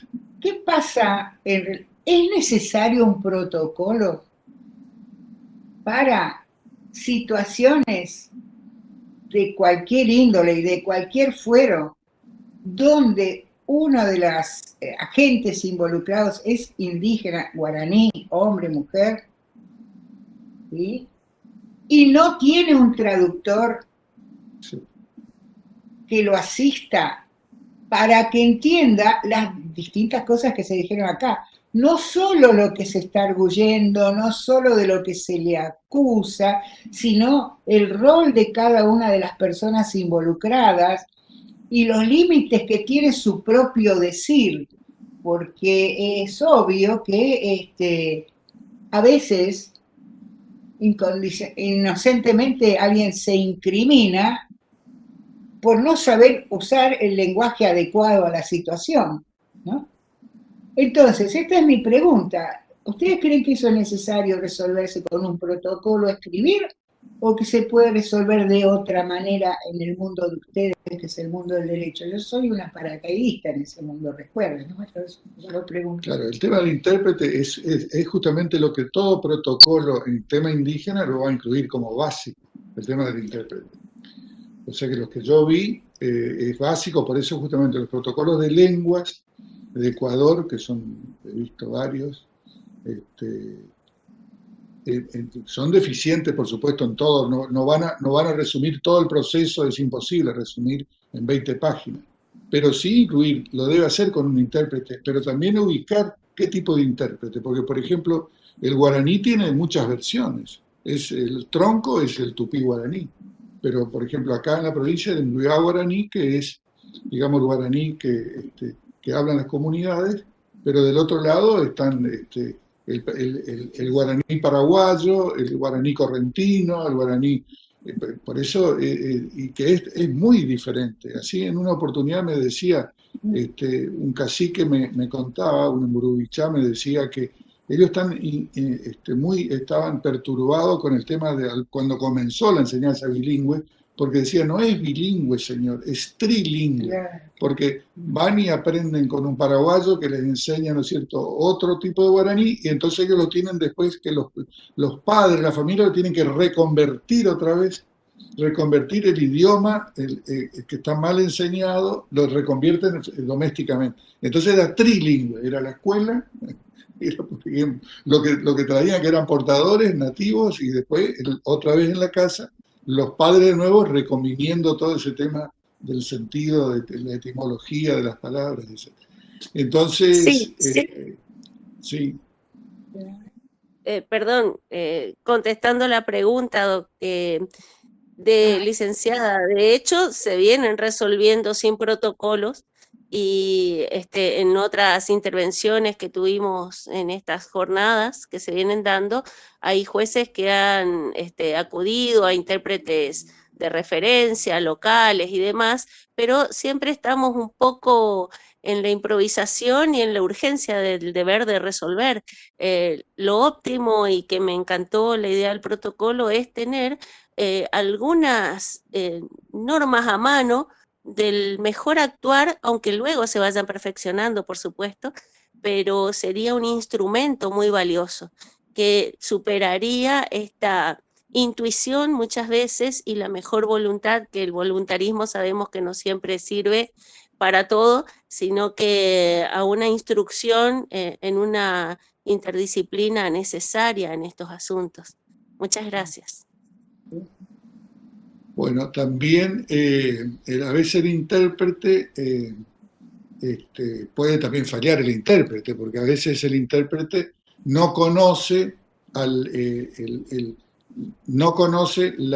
así como mucha gente, no solamente el intérprete de la sociedad hegemónica, no conoce qué es la justicia penal, por ejemplo. Nunca tuvo contacto, entonces no sabe exactamente cómo explicar. Me pasó una vez en Estados Unidos que le preguntaba en Los Ángeles a dos intérpretes, que era uno uruguayo y uno argentino. Y le preguntaba, ¿ustedes saben cómo es el proceso acá cuando explican y les hablan que viene un mexicano? ¿Saben cómo es el proceso? No, ni idea, me contestó uno de los intérpretes, ni idea. Entonces ellos interpretaban por el lenguaje nada más, y eso no es una interpretación, eso no es la función del intérprete antropológicamente, digamos, esperada. No completa, no perfecciona las expectativas que antropológicamente el intérprete debe ser culturalmente adecuado. Lo dicen lo dicen trabajos de Naciones Unidas, Raquel Fajardo-Irigoyen insiste mucho en esto de culturalmente adecuado. O sea que el intérprete no solamente tiene que traducir lo que está diciendo, sino que además debe conocer el contexto para explicar ese contexto. ahí donde están los roles, situación, posición, peligros, amenazas, etcétera, que puede rodear un proceso judicial, tanto penal como civil. Entonces, la función del intérprete es compleja, porque es un poco utópica también, porque primero hay que encontrar al intérprete adecuado que hable el guaraní correcto, que sería el enviado guaraní en el caso de que sea la persona atrapada en el conflicto, sea nativo de ese idioma, el idioma materno, como está establecido. El idioma materno es el principal, ¿no es cierto? Idioma para justamente dar lugar a un intérprete. Y lo otro es que el intérprete conozca también el lugar, digamos, y los roles de las personas que están administrando la justicia. O sea que es una cuestión compleja. Yo creo que hay que comenzar, no viendo todas las trampas que tiene este comienzo del protocolo, porque tiene un montón de trampas. Por ejemplo, voy a comparar el tema del protocolo de trata de personas. Es lógico que la persona que estaba con síndrome de Estocolmo, ¿no es cierto?, y que tiene un psicólogo que viene a ser justamente el intérprete y viene a ser el especialista que va a tratar a la persona que estaba con ese efecto, es lógico que la persona, el psicólogo ese tiene que saber exactamente el contexto que está rodeando para determinar si es un síndrome de Estocolmo. Además, y la persona, claro, está hablando en favor de su propio captor, de su propio, de la persona que lo tiene secuestrada y explotada. Entonces, eso también es importante, que ese traductor no sea un mero traductor, sino que además conozca ese contexto para explicar, transmitir a la otra persona lo que está pasando. Pero todos estos obstáculos que son lógicos, que son muy complejos, estos obstáculos que van a aparecer, igual es mejor tener un protocolo que anuncie todo esto que no tenerlo. Yo pienso que aún con los obstáculos que puede presentar un protocolo idealizado, porque no hay norma perfecta, no podemos idealizar un sistema que se va a ejecutar exactamente como surgen desde nuestras expectativas, sino que después se van a ir corrigiendo con el tiempo, pero hay que comenzarlo, hay que tener un protocolo. El protocolo de víctimas que me tocó aplicar, por ejemplo, en los juicios de lesa humanidad, fue bueno y terminó siendo mejor. Y posiblemente ahora, hace años que yo no estoy en un proceso de esto, debe ser mucho mejor. Porque ya hay citaciones que ya no se realizan, porque ya se evitan la revictimización. Directamente se fue a la raíz, directamente. No traer a la persona directamente. Cuando hay un juicio de valor previo que dice, no, esta persona no. Esta persona ya pasó por 3, 4 procesos. ¿Para qué lo vamos a traer a un quinto? Entonces se dan cuenta que esto se puede mejorar. El protocolo tiene que existir porque es una manera de acercar a la agencia, digamos, la agencia judicial, digamos, que se va a encontrar con un problema. Es como anunciarle un problema. Así, ojo con esto, es como decir, la consulta debe realizarse, pero debe ser de buena fe. Entonces, la buena fe es justamente la advertencia que tiene la persona que cómo debe ser. Y normalmente la consulta debe realizarse bajo esa condición. Entonces yo pienso que no hay leyes perfectas, no hay normas perfectas. Los protocolos son meros indicadores y son senderos que se puede tomar o son más o menos una gestión mínima, como decir, avisarle al operador que se va a encontrar frente a un problema y que el problema comienza aquí. Yo creo que el protocolo es para eso, para decirle, el problema está comenzando aquí. Entonces, con esa advertencia yo creo que el protocolo ya es importante. Saber que el problema comienza allí. Entonces el operador ya comienza a trabajar con cautela, no trabaja como un neófito de la cultura, sino trabaja con la cautela de decir, no, estoy frente al otro, a lo que yo no conozco, a lo exótico. Tengo que por lo menos leer un libro, llamar a un antropólogo, consultar a una persona de la propia comunidad, por ejemplo, de la propia comunidad. Por ejemplo, hay casos, yo tengo entendido en esta provincia, que jueces han convocado a los propios caciques, a audiencias preliminares para escuchar cómo es la forma de razonar, de pensar, de aplicar la propia justicia nativa. Entonces, ven, como son soluciones provisorias, que el protocolo puede decirle, no, hagan esto. Porque, por ejemplo, los antropólogos, no hay una lista de antropólogos sociales en las listas generalmente en el país sobre que actúen como expertos. No hay. Entonces no hay, porque en realidad no hay un colegio obligatorio de colegiados antropólogos. Por montones de motivos ideológicos, políticos, lo que sea, nunca se realizó algo así. Hay una asociación de antropólogos, de egresados, de todo eso, pero no. Entonces, así como la antropología física, la antropología, por ejemplo, de los otros antropólogos que realizan otro tipo de investigaciones, sí tienen un registro, hay una colegiación obligatoria, etcétera. Los antropólogos sociales no lo tienen. Entonces, el Poder Judicial ignora esta situación, no tiene una lista de antropólogos para convocar. Y eso ya es un impedimento. O sea que eso ya es un impedimento. O sea que los protocolos van a ser necesarios porque van a poner sobre la mesa estos obstáculos. Van a decir, existe este obstáculo. El no estar en las listas de los antropólogos sociales no quiere decir que no existan. Que no están en las listas, ¿no es cierto?, de los superiores tribunales, la Suprema Corte, no hay una lista de antropólogos sociales. Entonces no quiere decir que no existan. No existen porque los propios antropólogos sociales no quieren colegiarse de manera obligatoria. Entonces no existen. Está en discusión, obvio, está en discusión. Pero durante mucho tiempo lo estamos viviendo, todavía no existe. En realidad, ahora en la apertura del último congreso, que está en curso ahora, de Antropólogos Sociales, Congreso Argentino, mi planteo fue ese, el primer panel. Sería bueno. Es hora de que empecemos a exigir unas cuantas cosas, de las cuales es cada vez que hay una situación judicial que involucra a un miembro del pueblo originario, haya exigencia, obligación de llamar a un antropólogo para que instruya, digamos, después, o evidentemente funcione como perito. Pero que ya no podemos dejar pasar esta cuestión en la sobrevaloración histórica de la producción académica. ¿Qué quiere decir académica? Quiere decir neutral, Torre de Marfil, y cada vez más evidente necesidad de que es necesario meter los pies en el barro, además de la cabeza en las alturas, ¿no? Y meter los pies en el barro es decir, involucrarse con las poblaciones gracias a las cuales somos especialistas, nos llevan en avión, hoteles 5 estrellas, altos tratamientos de expertos, y nos desligamos de las problemáticas que aprendimos a conocer con esos mismos informantes que en ese momento a lo mejor están en una carpa muertos de frío, sin comer, ¿no? Hay una terrible diferencia entre quien nos enseñó y nosotros, ¿no? Así que no, está en discusión, y justamente planteé esto, y planteé la necesidad de que el 3 de julio se hiciera una gran sesión recordando el 169 y la importancia del rol del antropólogo. Y sabés que me dijeron, no, pero no podemos organizar eso porque no sé.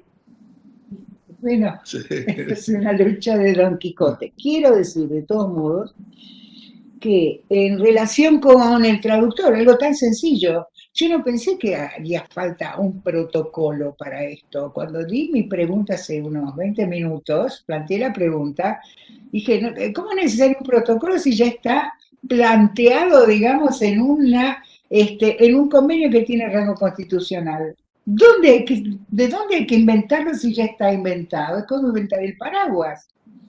Y me ha pasado, y esto fue el año pasado, en una situación, voy a ser muy vaga para que no incurrir en ningún problema, en una situación de familia donde uno de los progenitores era indígena y el otro criollo. El progenitor criollo quería que su mamá tuviera la guarda, digamos, la responsabilidad de guarda de la criatura, y a tal efecto aducía que la otra parte, es decir, el progenitor indígena, perdonen que esté hablando así, parezco jeringoso, decía que era mala persona, violento, descuidado, etcétera, etcétera, etcétera. Entonces, le pregunta el secretario de juzgado a la persona indígena si está de acuerdo en todo lo que se dice. A lo que su cónyuge, el que le estaba reclamando que la tenencia de la criatura fuera para su mamá, dice, no, es que no entiende castellano. Ah, ¿y usted le puede traducir? Bueno, entonces el cónyuge reclamante traduce y a su vez traduce la respuesta, sí, dice que está de acuerdo en que le demos la tenencia a mi mamá. Y así se cerró el acto. Después llegó a nosotros y bueno, y ahí yo intervine y todo tuvo un final, digamos, medianamente feliz. Pero se aceptó en ese momento que una de las partes involucradas en un litigio fuera el traductor de la otra, tanto para imponerle la situación como para decir que estaba de acuerdo en una resolución que iba contra sí mismo. Doctora, Estando de esta manera, así para que no digan después que cometió alguna infidencia, alguna situación, etcétera. Pero esto ocurrió, querido, ni siquiera hace 12 meses. Estábamos en plena pandemia. Pero esta otra cuestión me lleva, digamos, no es la única vez en la que, este caso que les cuento fue escandaloso, un poco escandaloso, pero no es la única vez en que veo que la cuestión del traductor no aparece o es obviada, o aparece un traductor que envía a una institución oficial y dice, no, no, esta persona dice que no precisa traductor, así que me retiro y no cumple su función. Pero esto está en escritos judiciales, en expedientes. Entonces, no es la primera vez que yo veo en expedientes que pasa esta situación o que no hay traductor alguno. Y entonces ahora quiero hacerles en relación con los protocolos otras preguntas.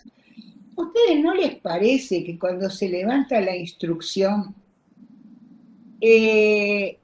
por secretaría, las preguntas que se hacen tienden a ser preguntas de una indagatoria burocrática, poco inquisitiva, casi mecánica, que no pareciera muy orientada a dilucidar los hechos según los distintos testimonios, sino tampoco a detectar las evidentes contradicciones de esos testimonios? Les pregunto esto pues yo me he quedado asombrada, digamos, desde el punto de vista de un antropólogo, una antropóloga, esos escritos son toda una maravilla de análisis antropológico, porque ocurre esto, me da la impresión de que la maquinaria es una maquinaria, digamos, donde se va sumando un expediente, una serie de declaraciones, testimonios, donde hay indígenas sin traducción, y donde, digamos, de última, está lleno de contradicciones, pistas que no se siguieron, temas que no se analizaron. Todas esas cuestiones hacen que ¿Qué pasa ahí? Claro, el intérprete debe conocer dónde está también el intérprete, porque el intérprete no erra, no se da cuenta realmente cómo es el sistema, porque las prácticas judiciales son extrañas para la persona que no conoce. Son rituales exóticos para la persona que no conoce, que ingresa dentro de... Hay una etnografía que he tenido oportunidad de leer que decía, me dio la sensación de entrar de volver al tiempo de la Inquisición y estar en un proceso de quema de brujas. Me parece que era un poco exagerado. Sí, no, pero, acá ya no se siente nadie. pero Perdón, ¿no? ¿Cómo? que les quería comentar que acá en el chat también pusieron justamente referido al tema, lo puso Dilacio Marisa. Buenas tardes, consulto cómo se proyectaría la creación en el ámbito del Poder Judicial el cargo de un traductor aborigen. ¿Cómo se crearía? Esa es una pregunta, sí. Sí. Después También Fabricio Castro hace un comentario diciendo si se podría trabajar con intérpretes que salgan del Consejo de Caciques. Tengo entendido, dice, que trabajan con la Dirección de Asuntos Guaraníes. Luego también, no sé si lo quieren ir respondiendo y voy de... De a Bueno, sí, poquito leyendo por porque hay ejemplo, varios comentarios. la primera, ¿cómo se crearía? Bueno, yo creo que eso, primero, que es creo que se podría crear con la labor pretoriana del juez. El juez, si aplica el convenio 169, como lo dijo Ana recién, pero sí, en un extremo, ¿no es cierto?, que parece obvio, pero no es tan obvio, porque si bien dice hay que respetar, hay que hacer esto, respetar las costumbres, lo dice el convenio 169. Pero el protocolo va a ser importante porque va a enfatizar eso que el convenio lo dice de modo tan general. Se deberán respetar en los conflictos las costumbres consuetudinarias y demás. Eso es ambiguo si lo vemos, ¿no es cierto?, como el tipo de conflicto. Pero si el protocolo decimos tales conflictos, el juez deberá acudir, eso es otra cuestión. El convenio 119 no dice concretamente, sino que lo va redactando de manera genérica y uno tiene que ejercitar una cierta hermenéutica para decir, pero está ahí. En el convenio 169, si uno lo lee, está la necesidad del traductor cultural, o el perito cultural, que es la pericia antropológica.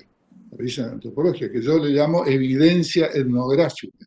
Para mí se trata de una prueba etnográfica, la que va a aportar él. Pero tiene que, ese traductor, que a algunos antropólogos no les gusta, la palabra traductor no les gusta, ni tampoco intérprete, porque el antropólogo tiene una función mucho más amplia de conocimiento, entonces a veces va a actuar de una manera que igual va a necesitar, ese propio antropólogo va a necesitar del intérprete, porque no todos los antropólogos son intérpretes del idioma. O sea que Ana puede ser una antropóloga eficiente en un juicio contra un miembro de una comunidad indígena, pero de pronto quizás no esté capacitada totalmente para lingüísticamente transmitirle a la persona involucrada, y sí, ahí va a tener que venir el intérprete. A mí me pasó de ver eso. Entonces tiene que venir el intérprete. Y el intérprete, pues es una persona como que viene de Marte, baja de Marte y no sabe dónde está. Y me pasó a mí un caso, por ejemplo, de un intérprete que en guaraní le preguntó, le dijo, te pregunta el juez, le dijo en guaraní, te pregunta el juez, ¿de dónde sos?, le dice. Y era paraguayo. Y dijo, Apeimé, dijo. Entonces dijo, ya sé, en guaraní, ya sé que estás aquí. Te pregunta dónde sos, no dónde. Ya sé que estás aquí. Claro, porque Apeimé quiere decir estoy aquí. Pero es una ciudad de Paraguay. Entonces era una confusión enorme, y yo veía que se reían algunos, porque yo tampoco soy un experto en guaraní, pero después preguntando me enteré de eso y me causó mucha gracia. En un momento no, porque no entendía, pero decía, ya sé que estás aquí. Se enojaba mucho porque decía, Apeime, y le decía, volvía a repetir. Entonces el intérprete estaba perdido, no conocía tampoco porque era argentino y hablaba un guaraní paraguayo, y entonces no sabía ni siquiera las ciudades, las localidades fronterizas. Entonces ignoraba eso, que es elemental para preguntarle, para la pregunta. Es decir, la parte geográfica, la parte de dónde venía, de dónde era nativo o ciudadano. Entonces se dan cuenta cómo a veces el intérprete puede errar el intérprete y modificar absolutamente todo. Y a veces con un gesto. Por ejemplo, yo he visto intérpretes que se ponen en contra del imputado. Entonces le hace la pregunta y después pone una serie de gestos de duda, como diciendo, claro, como diciendo, fíjate que está delante de un juez, ¿por qué no decir la verdad? Esto no es así. Entonces gestualmente le está comunicando a quien interpreta un personaje que está instalando la sospecha, como decir, ¿vos estuviste acá? Me parece que no estuviste. Entonces, ese tipo de intérpretes se dan cuenta por qué el intérprete, claro, existe, sí, así. Tiene que estar formado también en la neutralidad con que se debe manejar el intérprete, en el ejercicio de esa función. Entonces, ven como es toda una serie de complejidades que nos colocan dentro de una utopía también, pensar, dentro de una idealización de lo que podría ser. Yo creo que el protocolo no hay que mirarlo como algo idealizado, porque va a tener miles de defectos, pero sí es un paso importantísimo sobre todo para los abogados que están acostumbrados a tener, a ser normativos. El abogado está acostumbrado a las reglas, las normas, los códigos de procedimientos, en fin. Esa es su formación, su matriz disciplinar, el tema de la codificación. Sobre todo nosotros que tenemos el derecho, nuestro derecho es continental, no es el common law, ¿no es cierto? Ahora que se están reformando los códigos de procedimiento en el país, podrá ser en algún momento, tendrá otros métodos, ¿no es cierto?, con los sistemas acusatorios que ya ahora están avanzando bastante, pero por ahora no tenemos en todas las provincias el sistema acusatorio. Entonces, yo creo que y aún teniendo el sistema acusatorio, porque los ingleses en África hicieron muchos de estos reportes etnográficos y tenían el sistema acusatorio. Y los principales antropólogos estaban formados en ese tipo de sistema, del sistema del common law. Entonces, yo creo que si lo pensamos tanto la creación del intérprete de indígena como el protocolo, los protocolos donde se incluye un intérprete, si hacemos también un protocolo del convenio 169, yo creo que hay avances sobre ese tema de protocolizar el convenio, es decir, explicarlo al convenio 169 a través de la jurisprudencia nacional y demás. Yo creo que es un avance muy importante porque le permite al juez contar con un instrumento, nada más que eso, contar con un instrumento preliminar. Si partimos de esa idea, que no es una idea muy ambiciosa, pero es muy positiva, yo creo que podemos tener un buen resultado con un protocolo. Además de involucrar a gente que va a trabajar en ese protocolo, porque van a tener que trabajar abogados, antropólogos, políticos, en fin, toda la gente que se pueda involucrar posible. Parece que es una opinión. Hace unos años la Universidad del Nordeste... Quedaba una pregunta más. Quedaba la que seguía, fuimos contestando por parte. La otra pregunta era, la primera era cómo se puede crear en el Poder Judicial. La segunda era... Se podría trabajar con intérpretes que salgan del Consejo de Caciques. Y ahí dice el doctor, tengo entendido que trabajan con la Dirección de Asuntos Guaraníes. Sí. Respondiendo, en realidad lo hace respondiendo a la pregunta anterior, creo también el doctor, ¿no?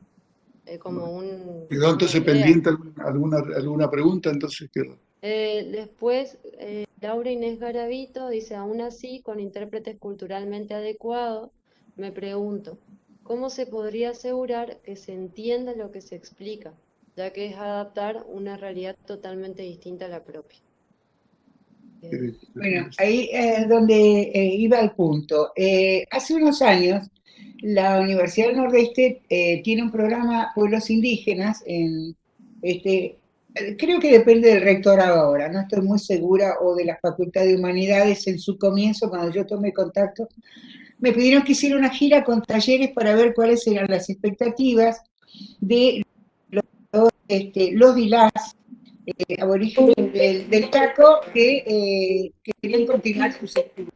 Y ven tres etnias distintas, los Con, que le llamamos Toba, los Mocoví, que son Mocoit, en realidad, y los Wichí, ¿no? Tres realidades bastante distintas, tipos de culturas bastante diferentes. Entonces, surgieron una cantidad de propuestas muy interesantes, las presenté, y muy recientemente me mandan decir que se creó la carrera justamente de intérpretes judiciales para cada una de las tres etnias que les estoy mencionando. Es decir, que la Universidad del Nordeste se tomó la tarea justamente de resolver las cuestiones en litigio a través de la creación de un cuerpo de jóvenes indígenas de las tres etnias para que estén preparados, habilitados para participar en esto que para nosotros sigue siendo un sueño, sigue siendo en gran medida una improvisación, se hace lo que se puede.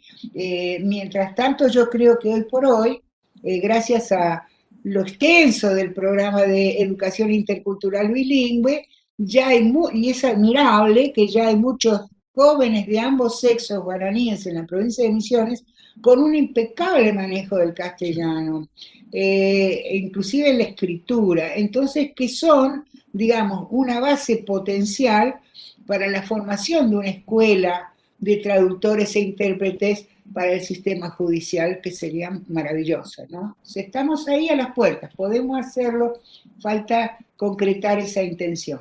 El tercer tema que les quiero plantear a ustedes como problema, recuerden, esto es discusión, ¿no? Y siempre tiene que ver con el 169 como telón de fondo y de una eventual respuesta. Es un hecho que ocurrió, digamos, hace muy poco, el 6 de diciembre del año pasado, 16 de diciembre del año pasado, concurrió a la Plaza 9 de Julio una delegación de 30 amburubillas y Cuñacaraí, pues también había mujeres, reclamando ¿qué cosa? Reclamando que se suspendiera el modo como se seguían practicando las autopsias forenses sin consulta previa a las autoridades y al grupo familiar de los occisos, de los fallecidos, antes de llevarse los cuerpos de una manera que consideraban violenta y devolverlos de forma tal que lesionaban los principios sobre la condición de los cuerpos y de la espiritualidad en el propio sistema de creencias. Entonces, en el documento citaban justamente artículos 2, 4 y 8, inciso 1 de la Declaración de las Naciones Unidas sobre Derechos de los Pueblos Indígenas, así como el Convenio 169 y la Constitución Nacional de la República Argentina. Es muy reciente esto, el documento que se presentó al señor gobernador de la provincia de Misiones no ha tenido todavía respuesta, incluso motivó que alguna ONG de apoyo retirara su apoyo al documento porque entendían que no puede evitarse la situación de autopsia. Y yo, para enriquecer un poco esta pregunta y este problema que les estoy planteando, voy a decirle, dentro de los casos que desataron la incomodidad, una incomodidad que fue gradual y creciente, en esas 30 comunidades guaraníes, estuvo el caso, ustedes recuerdan, de esos 2 niñitos que murieron electrocutados cuando una tormenta tiró un cable de alta tensión, evidentemente mal instalado al piso, los chicos lo tomaron creyendo que era una cuerda y murieron electrocutados. Era claro que en ese caso la causa de muerte estaba muy definida y que de golpe una autopsia no iba a esclarecer mayormente la situación. Sin embargo, esos padres estaban absolutamente dolidos porque los cuerpos habían sido llevados y devueltos de una manera, digamos, que ellos consideraban horrorosa e intrusiva y que impedía, digamos, el camino espiritual de esos jóvenes al que consideran el otro mundo en su cosmovisión, ¿no? Bien, y esto también entraría dentro de los derechos, como ellos lo citan, que nosotros deberíamos conocer y respetar. ¿Cómo asumen o cómo creen que debe asumirse este problema? Pues es un problema que todavía no ha sido resuelto, digamos. La institución es inconmovible por ahora ante ese reclamo. Señores, lo dejo ahí, Bueno, el choque, digamos, normativo del sistema judicial, el sistema indígena y el sistema oficial, digamos, tiene una serie de estos conflictos, por ejemplo, de la orden de allanamiento, por ejemplo, el ingreso de policías o de ordenados por sin la orden de allanamiento, por ejemplo, es otro tema para discutir también. Hay una serie de situaciones paradójicas. El derecho en sí mismo presenta un montón de situaciones paradójicas. Por ejemplo, una de las más graves es el psicópata. El psicópata no es ni es un enfermo, y aparece por otro lado como un anormal. Entonces, no es ni competencia del psicólogo ni competencia del psiquiatra, aunque lo traten.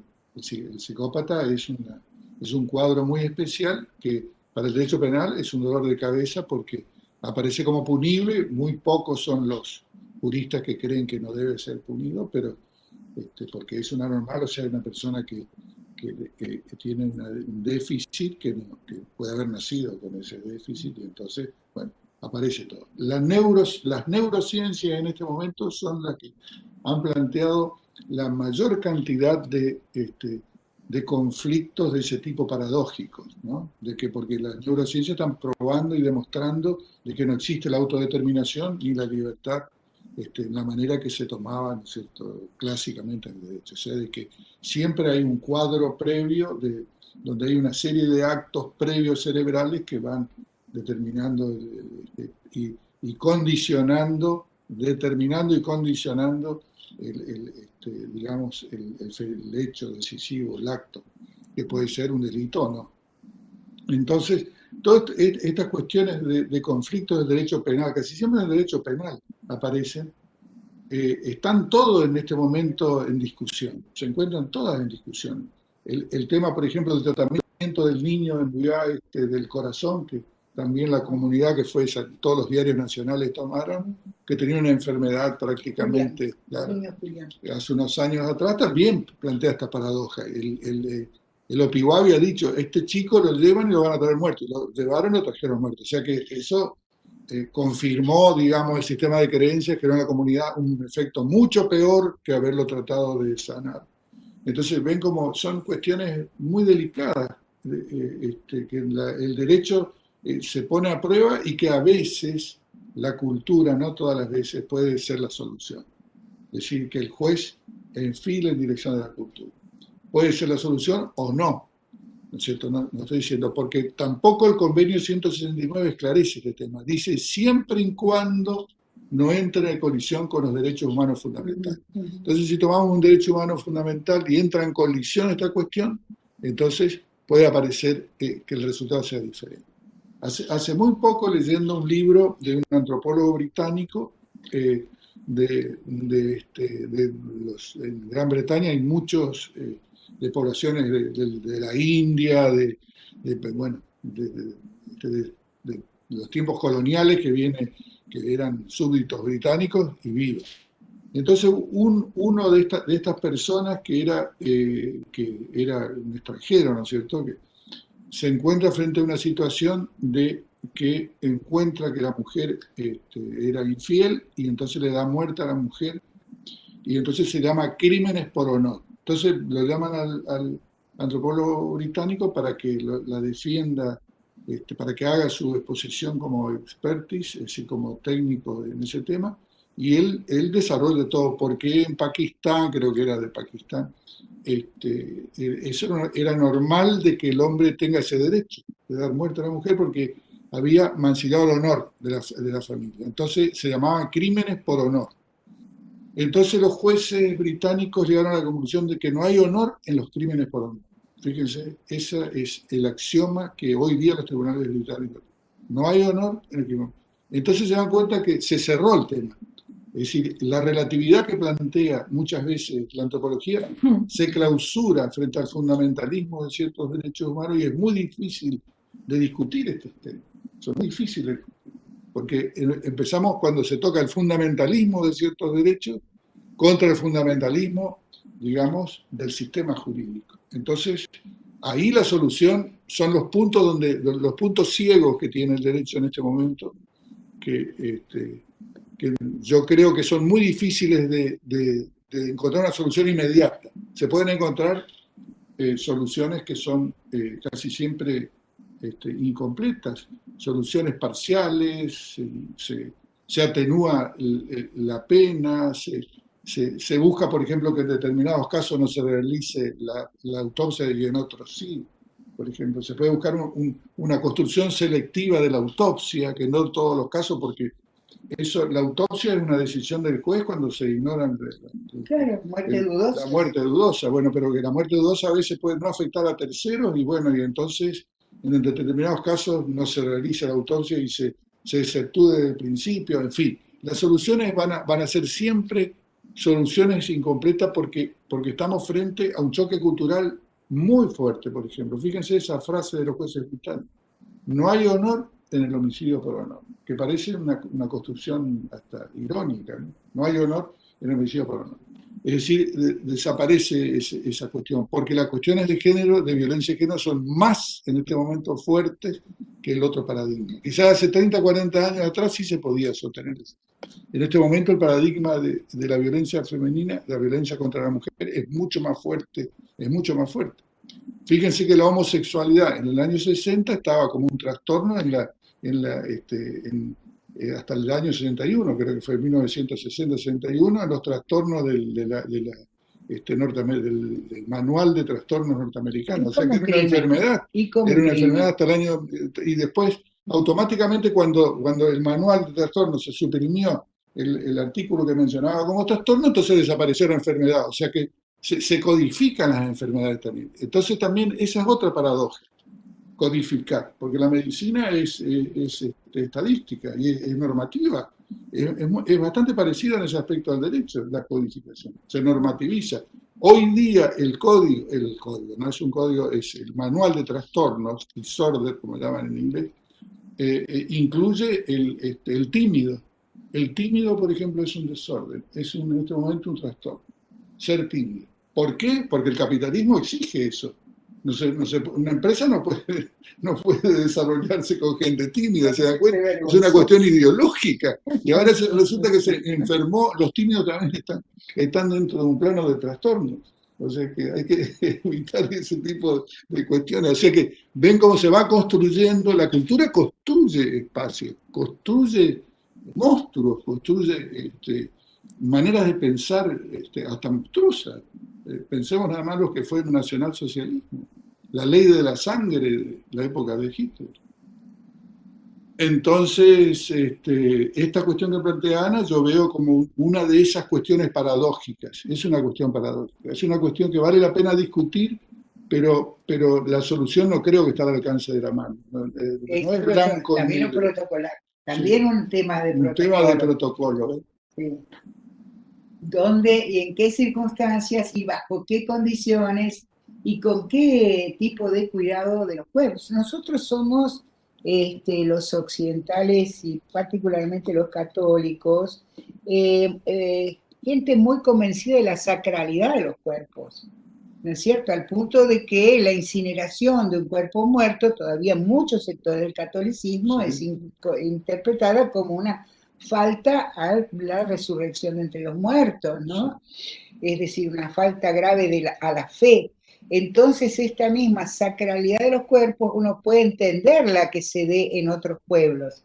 Y a partir de este sentimiento común, justamente establecer un protocolo que defina el modo como los cuerpos sagrados, en ciertas circunstancias, pueden ser intervenidos con el respeto que merecen en función de ambos órdenes de creencia. Ya no estamos hablando solo de la ley, sino algo inclusive que inspira la ley, que es la ley, sino un sistema de valores codificado y puesto en un conjunto de prácticas estandarizadas, ¿no es cierto? Entonces, el valor terminamos encontrándonos todos, valor de justicia.